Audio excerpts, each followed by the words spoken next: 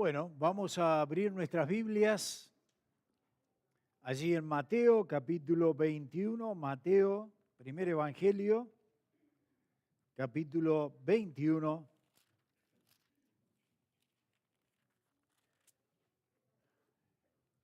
Este es el domingo que se conoce como el domingo de la entrada triunfal, también se conoce como el domingo de Ramos, y es cuando el Señor Jesucristo, entonces, declarando el pueblo ya que era el rey, entra a esa ciudad, a la ciudad de Jerusalén.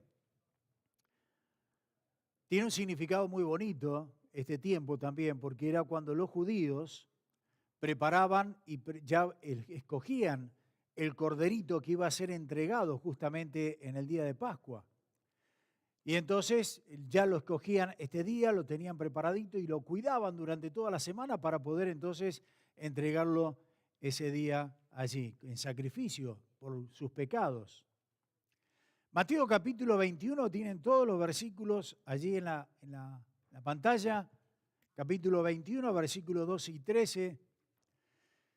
Dice, y entró Jesús en el templo de Dios y echó fuera a todos los que vendían y compraban en el templo. Y volcó la mesa de los cambistas y las sillas de los que vendían paloma. Y les dijo, escrito está, mi casa de oración será llamada, mas vosotros la habéis hecho cueva de ladrones.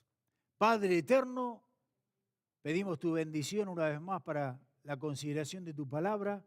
Y si hay algo que tenemos que cambiar en nuestros corazones, que así sea, Señor.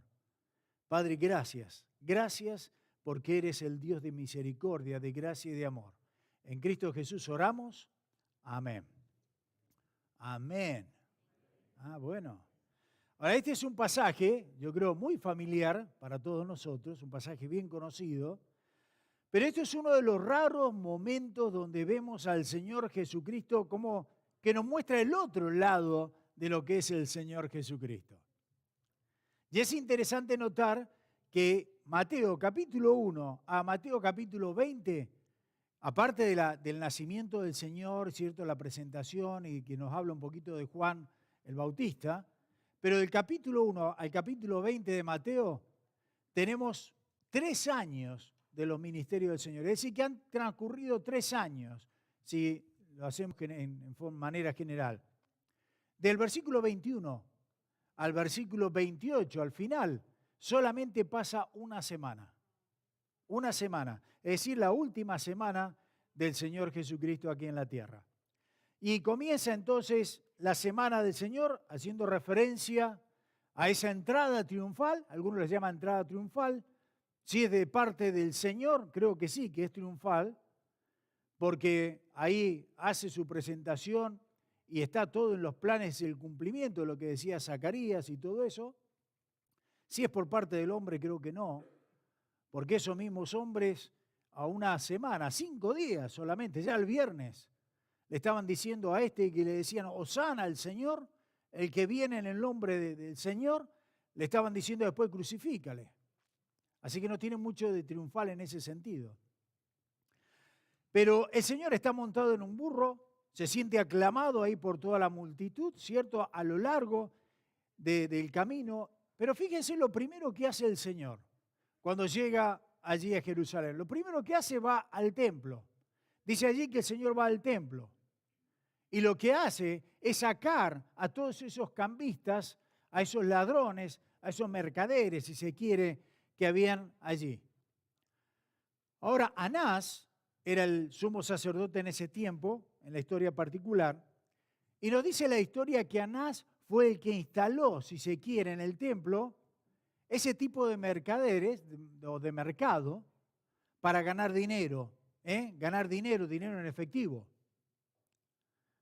Ahora, para celebrar la Pascua la gente venía, tenemos que considerar que venían judíos de todas partes de Israel, venían de partes muy, muy lejanas a Jerusalén para adorar al Señor allí.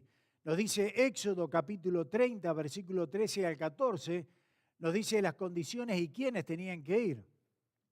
Dice Éxodo 30, versículo 13 al 14, esto dará a todo aquel que sea contado medio ciclo conforme al ciclo del santuario. Preste atención acá.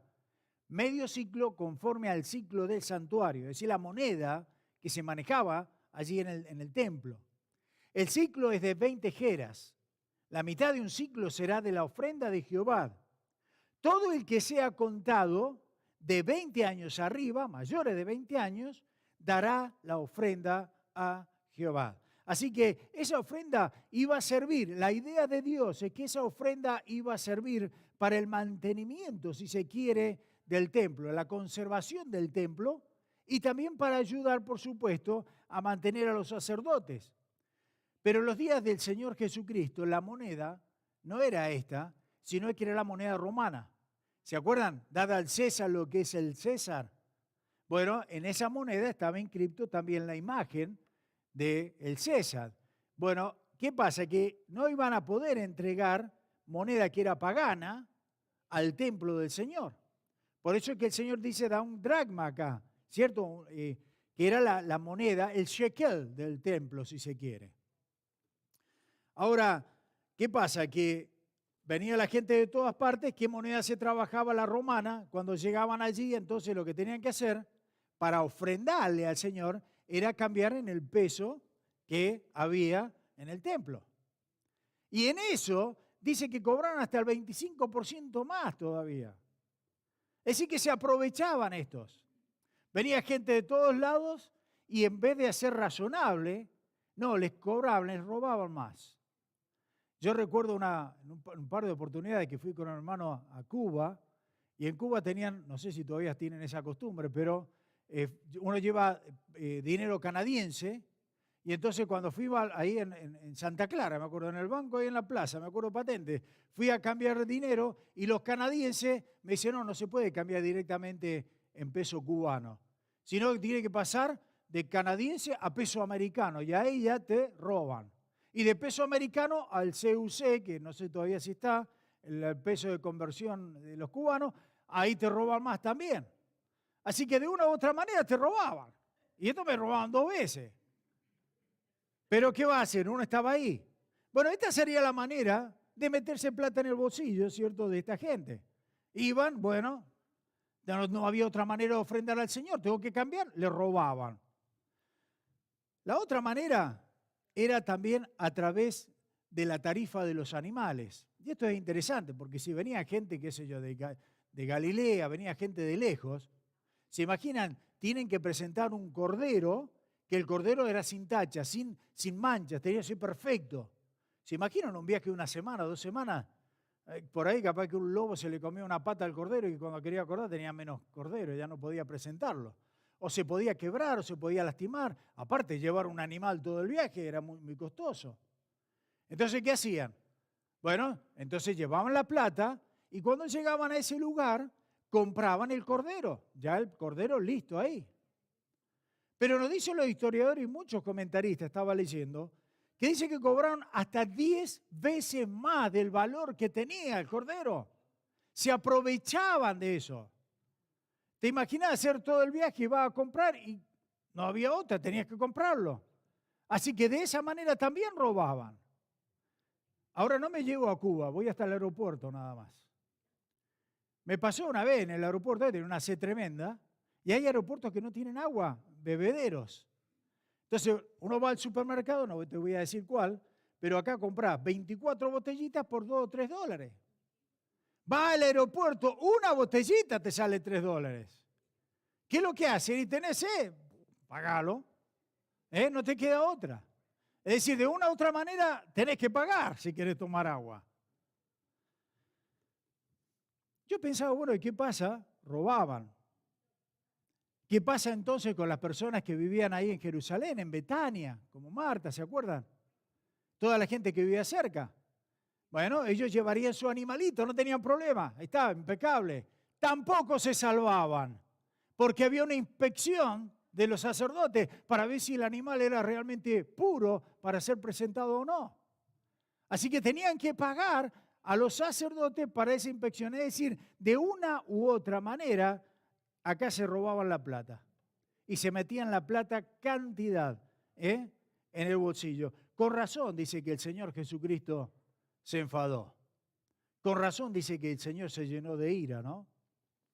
Nos dice Isaías 56:7, y haciendo mención acá el Señor, esos dos versículos, está haciendo mención a dos pasajes del Antiguo Testamento, lo que leímos en Mateo. Dice Isaías 56:7, yo los llevaré a mi santo monte y los recrearé en mi casa de oración. Sus holocaustos y sus sacrificios serán aceptos sobre mi altar, porque mi casa será llamada casa de oración por todos los pueblos. Y en Jeremías 7:11, ¿es cueva de ladrones delante de vuestros ojos esta casa sobre la cual es invocado mi nombre? He aquí que también yo lo veo, dice Jehová. Así que es comprensible que el Señor Jesucristo estuviera entonces lleno de ira, enojado por lo que estaba sucediendo acá.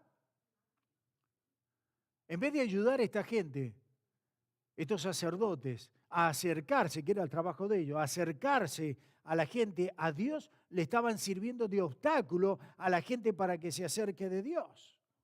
En vez de ser un lugar de una casa de oración, era una cueva de ladrones, como dice el Señor. Y yo estaba pensando esto, no me quiero extender mucho en esto, pero estaba pensando cómo gente ha lucrado en el tiempo del Señor cantidad con los negocios del Señor, con las cosas del templo. ¿No es lo que pasa hoy en día en la iglesia? Cantidad de iglesias, los ministros, los pastores, los que tenemos que dar el ejemplo, tienen jet privados, tienen casas, tienen mansiones, todo. ¿Por qué? Porque están lucrando con las cosas del Señor, con las almas, que en vez de ayudarles a acercarse al Señor, lo que hacen son obstáculos. Ahora, si el Señor se llenó de ira en ese tiempo, se imaginan lo que va a pasar con estos que también cuando tengan que dar cuenta al Señor, ¿no? Mía es la venganza, dice el Señor. De hecho, en Juan capítulo 2 nos amplía un poquito más y nos dice que el Señor en ese tiempo se hizo como un látigo. Y con eso entonces le empezó a dar a los cambistas. Ahora, cuando vemos esto, no es el típico Jesucristo que vemos en la escuela dominical o que hemos acostumbrado a ver, ¿cierto? Acá vemos a un Jesucristo lleno de indignación. Pero es un Jesucristo lleno de indignación, yo creo, sin duda, justa. Porque estaba viendo que las cosas de Dios, de su Padre, estaban siendo ahora totalmente cambiadas. Cosas santas en cosas paganas. Y el hecho de que Jesús a veces se enojara indica que la ira por sí misma no es pecado. La ira por sí misma no es pecado. Es una emoción amoral, podríamos decir. Ahora, eso lo confirmo. ¿De qué manera? Bueno, en el Nuevo Testamento, Pablo escribiendo a los Efesios, dice en el capítulo 4, versículo 26, airaos pero no pequéis. No se ponga el sol sobre vuestro enojo. No dice no te aires. No te dice no te enojes. No te dice, cierto, que no te sientas mal. No, el asunto es manejar esa ira apropiadamente en el momento apropiado. Ahora, lo cierto, queridos hermanos y amigos, es que es importante que reconozcamos que hay cosas que a Dios no le gustan y hay cosas que enfadan a Dios. Y no creo que debemos insistir mucho en esto, ya vamos a ver algunas cosas que desde un punto de vista a Dios no le agradan en absoluto. Es cierto que más que la ira, cuando hablamos de la ira de Dios, está la ira del día del Señor, la ira del Señor muchas veces, pero muchas más veces habla de la misericordia, de la gracia, del amor de Dios. Ahora, ¿saben que estaba mirando la primera vez que Dios se enojó? Que aparece en las Escrituras. Y la primera vez que Dios se enojó no fue con Adán y Eva. La primera vez que Dios se enojó en las Escrituras no fue con Caín matando a Abel. La primera vez que Dios se enojó en la Escritura no fue cuando hicieron la Torre de Babel. La primera vez que Dios se enojó en la Biblia no fue cuando Sodoma y Gomorra, por ejemplo, que uno podría decir, wow, bueno, todo esto entristeció al Señor, por supuesto. ¿Saben cuándo fue la primera vez que Dios se enojó en la zarza ardiente delante cuando tuvo la charla con Moisés? Y eso lo tenemos en Éxodo capítulo 4. ¿Y sabes por qué Dios se enojó? Porque Dios le dijo a Moisés, mira, yo quiero que tú seas, estoy parafraseando, por supuesto, yo quiero que tú seas el libertador. Yo quiero que tú saques al pueblo de los hebreos de Egipto, donde habían estado esclavizados durante tanto tiempo. Dice, yo te quiero usar a ti para que tú seas mi herramienta, mi elemento, mi instrumento para sacar al pueblo de allí. ¿Qué hace lo primero que hace Moisés? Pero el Señor empieza a poner excusas y pone cantidad de excusas. Pero Señor, a ver, y si me preguntan quién eres, ¿qué les digo? ¿Quién sos? Bueno, el Señor dice, yo soy. Pero Señor, y si no creen, pero Señor, soy algunos dicen medio tartamudo, no creo que era tartamudo. Lo que sí creo que si pasó 40 años en el desierto no estaba muy bien en el lenguaje, en el hebreo, ¿cierto? No lo manejaba muy bien, estaba hablando otra lengua. Pero soy tardo para hablar, no me cuesta hablar. Y hasta el último que ya explotó y Dios, y Moisés dice, bueno Señor, ¿por qué no mandas a otro? Y eso fue el súmulo. Entonces acá nos dice la Escritura que el Señor se enojó. Mira, Éxodo capítulo 4, versículo 14. Dice, entonces Jehová se enojó contra Moisés. Jehová se enojó contra Moisés. Se encendió la ira del Señor porque Moisés siguió poniendo excusas y no quiso hacer la voluntad del Señor.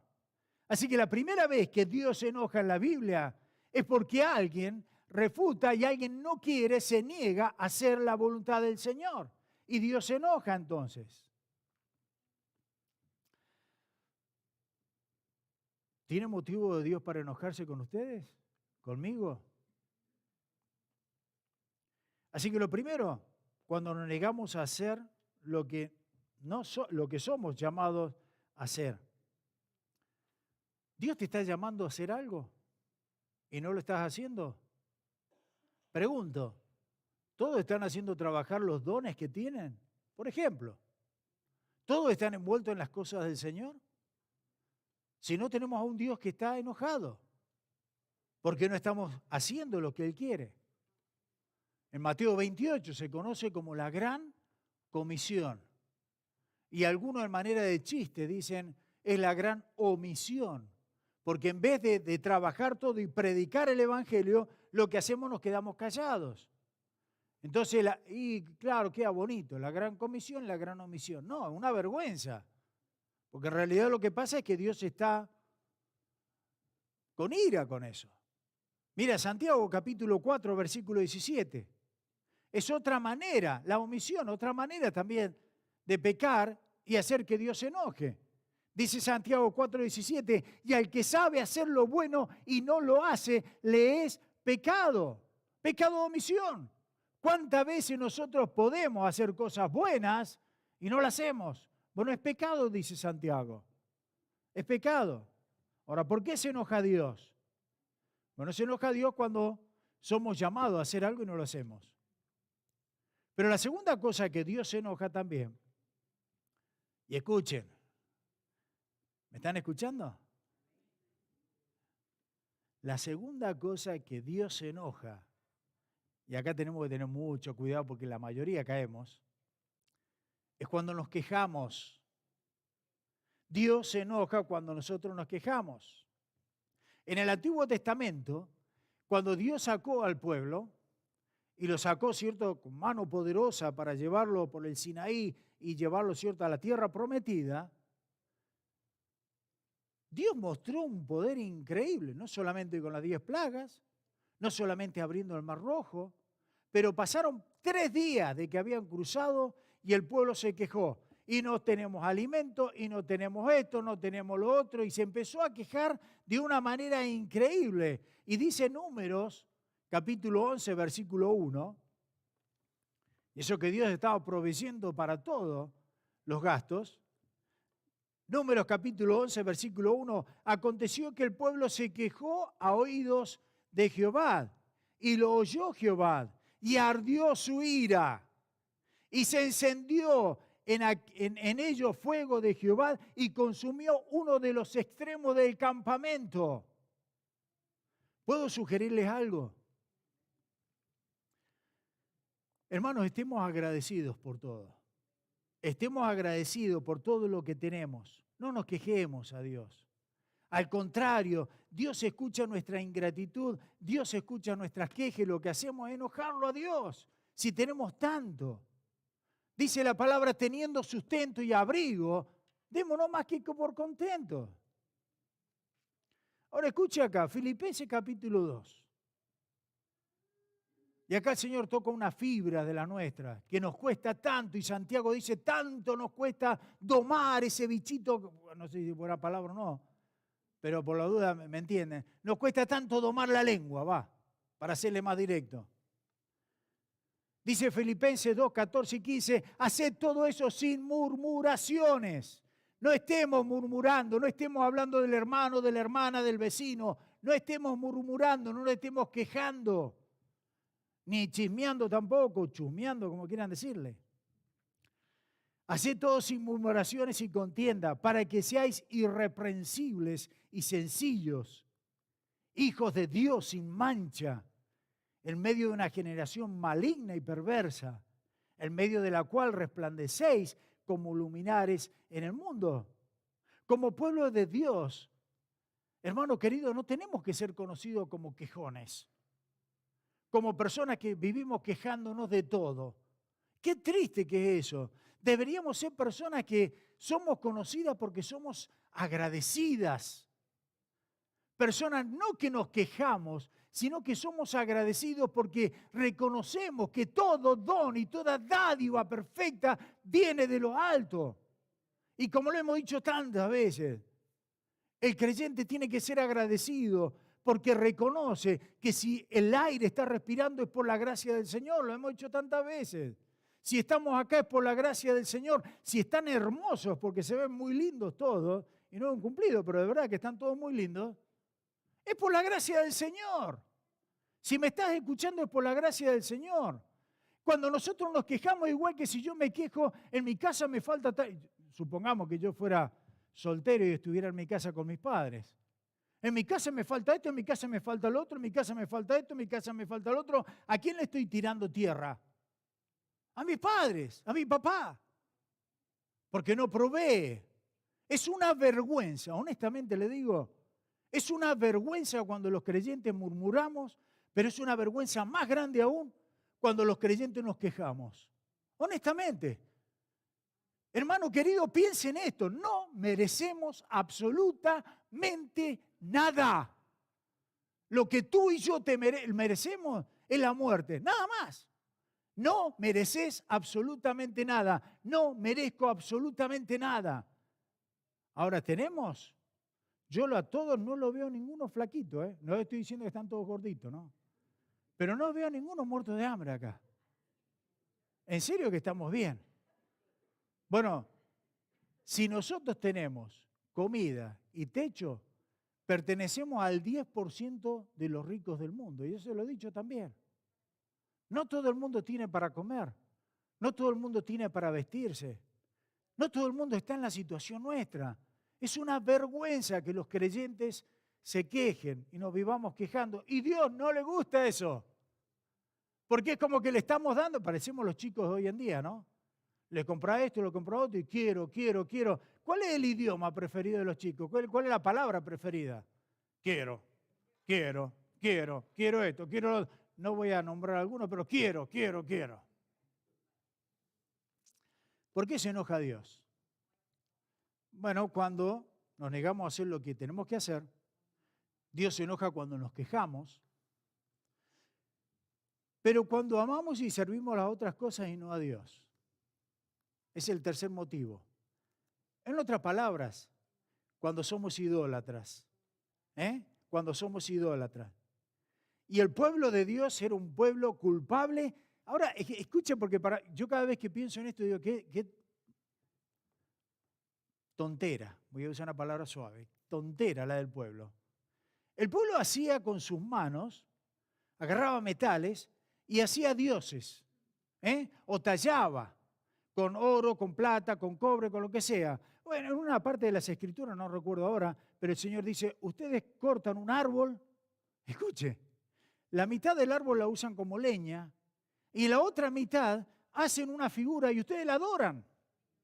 Ahora, cuando yo pensaba esto, dice Deuteronomio 32:21, en la primera parte, Deuteronomio 32:21. Ellos me movieron a celos con lo que no es Dios. Me provocaron a ira con sus ídolos. Provocar a Dios a ira es cuando nosotros nos levantamos con los ídolos. Ahora, hermano querido, ¿qué locura significa hacer un ídolo con nuestras propias manos y que nosotros después adoremos eso que hicimos y esperemos que eso que hicimos con nuestras propias manos nos ayude a nosotros o nos bendiga a nosotros? ¿No les parece ridículo realmente eso? Bueno, eso es lo que hacía el pueblo. Ahora es cierto, es muy cierto que como seres humanos nosotros hemos sido creados, hemos nacido de una manera innata con la necesidad de adorar. Y todo ser humano ha nacido con la necesidad de adorar.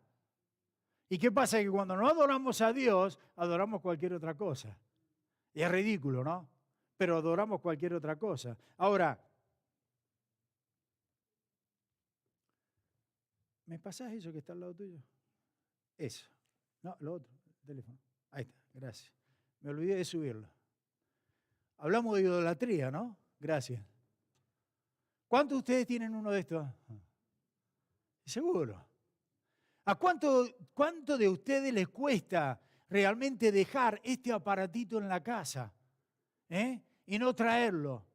¿Saben? Este es el objeto más idolátrico, si se quiere, de ahora. Hoy en día todos tenemos esto, todos dependemos de esto. No podemos, pero es una cosa increíble. Y esa es la idolatría moderna. Somos idólatras con la tecnología, somos idólatras con el materialismo, somos idólatras con las posesiones y ahora lo peor de lo peor, soy idólatra conmigo mismo.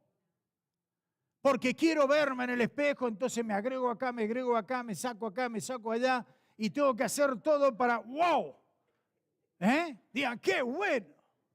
Che, yo no estoy original, por la duda. Ya. ¿Sabe? Juan Calvino dijo, los seres humanos somos una máquina. Él dijo palabras así, directamente él dijo, somos una fábrica perpetua de ídolos. Es decir, estamos haciendo ídolos cuando realmente tenemos al Dios poderoso. ¿No les parece ridículo eso? Dice Juan, y de una manera tan bonita, porque Juan es el discípulo del amor, dicen algunos, ¿no? Aunque al principio el Señor dice hijos de trueno, porque eran terribles, después el Señor lo cambió. Pero Juan, ahí lo tienen en la pantalla, Juan capítulo 5, versículo 21, una manera amorosa, dice, hijitos de la primera iglesia, guardaos de los ídolos. ¿Por qué? Porque a través de los ídolos se enoja a Dios. Dios se levanta en ira. El otro punto, el cuarto, ¿cuándo es que Dios se enoja? Bueno, Dios se enoja cuando desobedecemos la palabra del Señor. Miren conmigo Isaías 5:20, ahí lo tienen también. Isaías 5, versículo 20. Hay de los que lo malo dicen bueno y a lo bueno malo, que hacen de la luz tinieblas y de las tinieblas luz, que ponen lo amargo por dulce y lo dulce por amargo. Versículo 24. Por tanto, como la lengua del fuego consume el rastrojo y la llama devora la paja, así será su raíz como podredumbre y su flor se desvanecerá como polvo, porque desecharon la ley de Jehová de los ejércitos y abominaron la palabra del Santo de Israel. Versículo 25 en la primera parte. Por esta causa se encendió el furor de Jehová contra su pueblo. Ahora permítanme leer de nuevo el versículo 20. Hay de los que a lo malo dicen bueno y a lo bueno malo, que hacen la luz tinieblas y de las tinieblas luz, que ponen lo amargo por dulce y lo dulce por amargo. Hermano, mire ese versículo. ¿No es un reflejo de la sociedad actual? ¿No es un reflejo de lo que estamos viviendo hoy en día? Ahí está. Estamos totalmente patas para arriba. Estamos en una sociedad totalmente inmoral. Una sociedad que no sabe ni siquiera si son hombres o son mujeres. Una sociedad que no sabe discernir. Una sociedad que no tiene conocimiento absoluto de las cosas normales.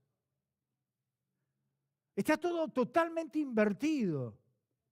Está totalmente al revés. Y cuando yo veo una sociedad así, lo que necesitamos es que los creyentes, la iglesia, el cuerpo de Cristo, se pongan en una posición correcta, que viva de acuerdo a la voluntad del Señor, a la palabra del Señor. Una sociedad que puedan mirarlo y seguir entonces el buen camino. Una sociedad, en definitiva, una iglesia, quiero decir, en definitiva, que sea lo que tiene que ser, que es la luz de este mundo. Porque el Señor vino y nos mostró la luz. Y Él dice, vosotros sois la luz de este mundo. ¿Para qué? Para no que caminen como caminan todos, sino que caminemos por el camino correcto. Y que la gente pueda ver esa luz en este mundo que, como digo, está pata para arriba. ¿Quién espera que lo haga? ¿El mundo? No esperes que el mundo haga eso. Eso lo tenemos que hacer nosotros.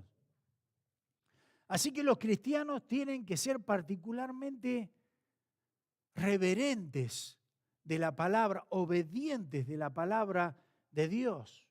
¿Sabe? La palabra no es solamente un montón de sugerencias.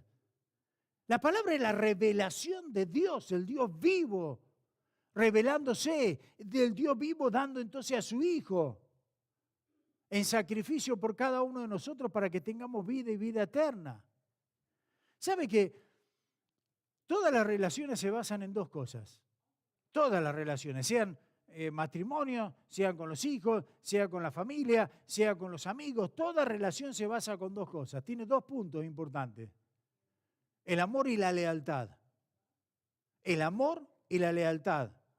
Si no tienes realmente uno de estos, bueno, no tienes entonces una buena relación. Y Dios ha mostrado de una manera increíble su amor y lealtad para con cada uno de nosotros. Dando a su Hijo unigénito todo lo que Él tenía para que muriera en una cruz, para que tú y yo, nosotros pudiéramos tener vida y vida eterna. Dios es leal. Dios es un Dios lleno de amor. ¿Y qué nos pide a nosotros? Que en esa relación que tenemos con ese único camino que Cristo nos da, que el Señor nos da, que es Cristo, dice yo soy el camino, la verdad y la vida, Juan 14:6, el Señor quiere que nosotros seamos también en esos dos puntos, amor y lealtad. Amor y lealtad. Amor al Señor y leales. Moramos nosotros, que se dice moramos, ¿no? Muramos. ¿Está bien? Que muramos a nosotros mismos, gracias. Tanto inglés se me está yendo el español. Que muramos a nosotros mismos. Y amemos al Señor. Mira, Primera de Juan, capítulo 5, versículo 3. Primera de Juan 5:3. Y me gusta este versículo. Primera de Juan 5:3.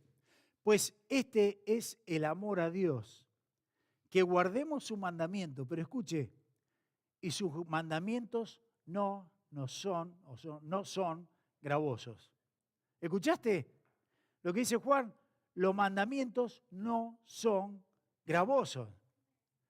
¿A qué se refiere eso?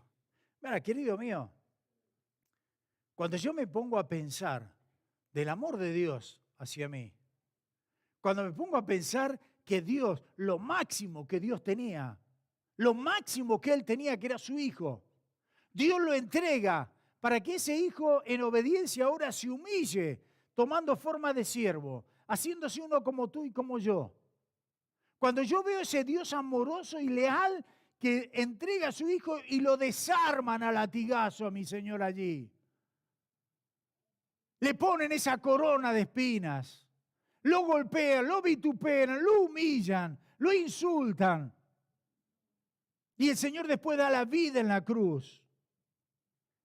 Derrama su sangre, muere allí. Cuando yo veo todo lo que hizo mi Dios, ¿cómo me va a ser gravoso obedecerle? ¿Cómo me va a ser gravoso? Al contrario, para mí es un placer, es un gozo poder servir al Señor, poder honrarle al Señor, darle toda la gloria a Dios. Si Dios hizo todo eso por mí, ¿cómo me va a ser gravoso obedecer la palabra de Él? ¿Cómo no se va a enojar el Señor? Número 5, y se lo repito rápido. ¿Cuándo se enoja el Señor? Bueno, cuando nos negamos a hacer lo que somos llamados a hacer, cuando la gente se queja, cuando amamos y servimos más a otras personas que a Dios, cuando hay idolatría, cuando desobedecemos la palabra del Señor. Pero acá me la voy a dar yo solo. Cuando los pastores no logran liderar adecuadamente. Pero ustedes saben muy bien que antes de leer el próximo pasaje, yo siempre oro por ustedes, por supuesto. En los varones de Cristo oramos también, y cuando estamos acá los días miércoles oramos también, porque yo considero que cada uno de ustedes, los papás, son también pastores. Son pastores en sus hogares, son pastores con sus hijos, son pastores con sus esposas. Ustedes tienen un gran privilegio de ser esa cabeza de hogar que Dios nos dice. Así que esto también te va para ti, papá. Dice Zacarías capítulo 10, versículo 2 y la primera parte del 3. Porque los terafines, está hablando de los ídolos y todo eso, han dado vanos oráculos y los adivinos han visto mentira, han hablado sueños vanos y vano es su consuelo, por lo cual el pueblo vaga como ovejas y sufre porque no tiene pastor. Contra los pastores se ha encendido mi enojo y castigaré a los jefes, pero Jehová de los ejércitos visitará, dice la versión Reina Valera, en otra versión dice, cuidará de su rebaño, visitará su rebaño. Ahora, en esos días, Dios estaba llamando a los pastores, a los líderes espirituales del pueblo, porque hubo un momento en la historia de Israel en el que los pastores, los líderes del pueblo, eran culpables de no decirle la verdad al pueblo. ¿Qué pasa? Que no le querían decir la verdad al pueblo, en cambio le decían lo que la gente quería escuchar. Y eso te estoy hablando tanto tiempo atrás. Y supongo que siempre esto se repitió a través de toda la historia de la humanidad. Hoy en día es impresionante. Esto que les estoy diciendo, hoy en día se cumple de una manera increíble. Donde hay pastores que no quieren, no sé si es que no tienen el espíritu, no son creyentes, o no quieren enseñar la sana doctrina. Porque cuando enseñan la sana doctrina, la palabra de Dios es una palabra que dice que es como una espada de doble filo. Y cuando tú la penetras, yo no sé cuántos de ustedes se han cortado o han sufrido una herida con un cuchillo, pero duele, viejo, duele. Y la palabra dice que penetra hasta lo más profundo de nuestro ser, penetra hasta los huesos, hasta los tuétanos. Es decir, la palabra te escarba. Y cuando el ministro de Dios habla la verdad, la palabra te va a molestar. Pero yo no estoy acá para que escuches lo que quieras escuchar. Estoy para predicar la palabra, la sana doctrina. Y hoy en día, lamentablemente, hay tanta gente que predica lo que la gente quiere escuchar. ¿Qué quieren escuchar? Que nos va a ir bien. ¿Qué quieren escuchar? Que vamos a tener prosperidad. ¿Qué quieren escuchar? Que vas a tener salud. Por supuesto, eso es lo que queremos escuchar todos. Pero ¿se han dado cuenta que todo eso son cosas temporales? De nada sirve lo temporal. El Señor dice, hagan tesoros allá arriba, no acá. Y es increíble. Hace un ratito le decía a unos hermanos, la palabra se va cumpliendo increíblemente. Cuando Pablo le habla, viendo este problema, a un joven pastor llamado Timoteo, lo dice allí en 2 de Timoteo capítulo 4, miren, 2 de Timoteo 4, del 2 al 5. Le dice Pablo que prediques Estás acá para que predique la palabra, que instes a tiempo y fuera de tiempo. Redarguye, reprende, honra con toda paciencia y doctrina, porque vendrá tiempo, y ya estamos en ese tiempo, porque vendrá tiempo cuando no sufrirán la sana doctrina, sino que teniendo comezón de oír, se amontonarán maestros, y fíjense que se amontonarán, habrá cantidad. Ahora tenemos pastores por todos lados, conforme a sus propias concupiscencias, y apartarán de la verdad el oído y se volverán a las fábulas. Pero tú, sé sobrio en todo, soporta las aflicciones, haz obra de evangelista, cumple tu ministerio. ¿Te das cuenta? Hermanos queridos, no estamos acá para, y en la casa lo mismo. Yo como pastor de mi hogar tengo que llevar mi familia a los pies de Cristo, no estoy ahí para hablarle cuentos. Mire, yo les puedo hacer, no una sugerencia, un pedido.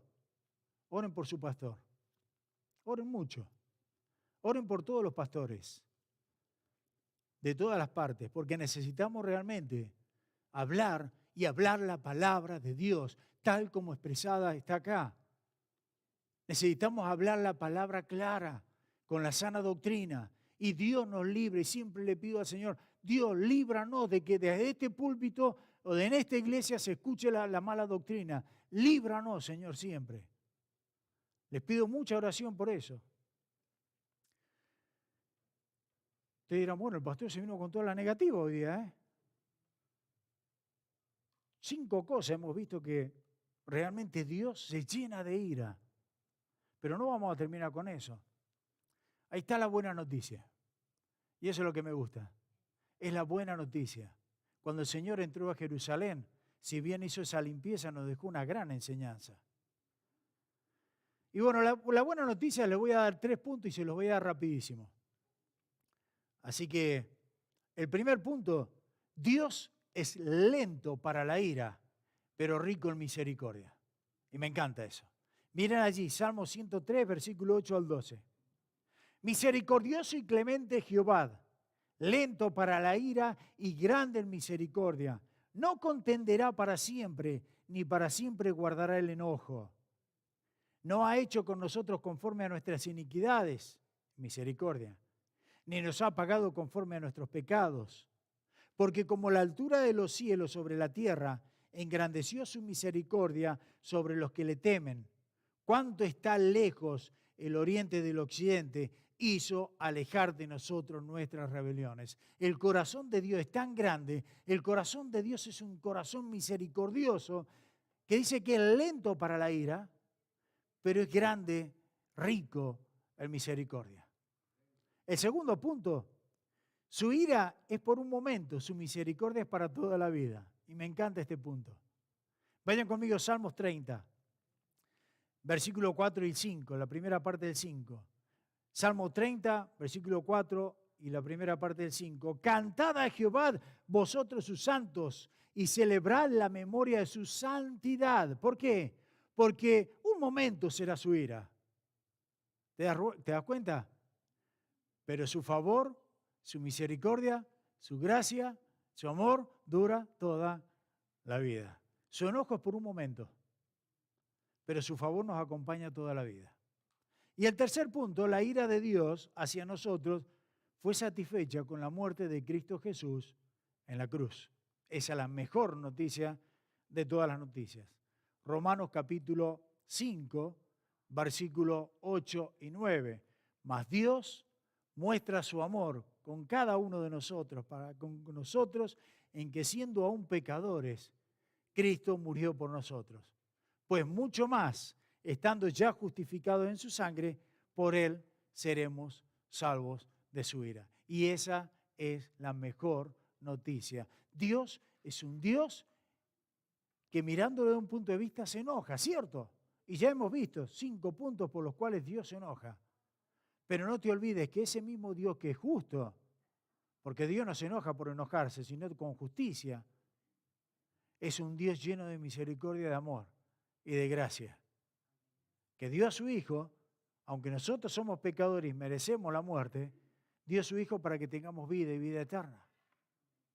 Lo menos que podemos hacer es darle gracias a Dios por eso y aceptar ese regalo tan grande de ese sacrificio de Cristo que apaciguó la ira de Dios. Por eso tenemos a Cristo, el Cordero de Dios, que iba a ser presentado ya en 5 días más, el Cordero perfecto de Dios, que no cubre los pecados del mundo, sino que quita los pecados y los quita para siempre, una vez y para siempre. Amén. Padre eterno, te damos gracias por tu palabra, gracias Señor, porque sabemos que eres un Dios justo, un Dios lleno de gracia, un Dios lleno de misericordia, un Dios lleno de amor. Y Padre, te pedimos perdón, Señor, porque ciertamente cuando revisamos esos 5 puntos, ciertamente tantas veces fallamos, Señor. Tantas veces fallamos siendo idólatras, tantas veces fallamos, Señor, no haciendo tu voluntad.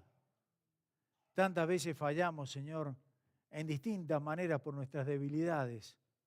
Pero, Padre, sabemos que tú tienes tu Espíritu que está lleno de poder. Y permítenos, Señor, vivir cada día para tu gloria y tu honra. Ayúdanos, fortalécenos, Señor, en el Espíritu, para que podamos vivir de la manera que te agrada a ti. No enojándote, sino dándote la gloria por esa misericordia, esa gracia tuya. Padre, gracias por la salvación que tenemos en Cristo. Gracias porque en unos días más vamos a recordar una vez más la muerte de tu Hijo en esa cruenta cruz. El justo muriendo por los injustos. El santo por los pecadores. Qué muestra de amor, Señor. Y yo, Padre, en la quietud de esta tarde, yo te pido si hay alguna persona en este lugar que si aún no ha dado el corazón a Cristo Jesús, que si aún piensa que por sus propias obras, por su religiosidad va a llegar a ti, Señor.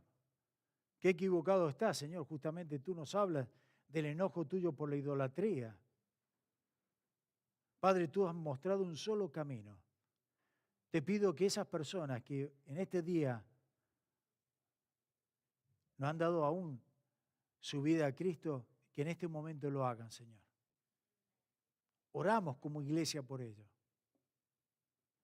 Y mientras estamos orando, yo no sé, no conozco el corazón de todos ustedes, pero mientras oramos para que el Señor toque esas almas, si hay alguna persona que aún no le ha dado la vida a Cristo y quiere hacerlo en este momento, yo le invito a que levante su mano y le dé gloria a Dios por lo que Él hizo también. Si hay alguna persona que todavía no le ha dicho al Señor, Señor, perdona mis pecados, me arrepiento de ellos, pero creo en tu Hijo, creo que es Dios, creo que vino y murió y resucitó por cada uno de nosotros. ¿Hay alguien que quiera decirle al Señor, Señor, entra en mi corazón hoy día? Padre eterno, gracias. Gracias una vez más por este tiempo tan hermoso que podemos compartir como familia al considerar tu palabra. Llévanos ahora, Señor, con tu paz y con tu bendición. Y ayúdanos, Señor, a vivir en tu voluntad siempre. Te damos las gracias en el nombre de Cristo Jesús. Amén.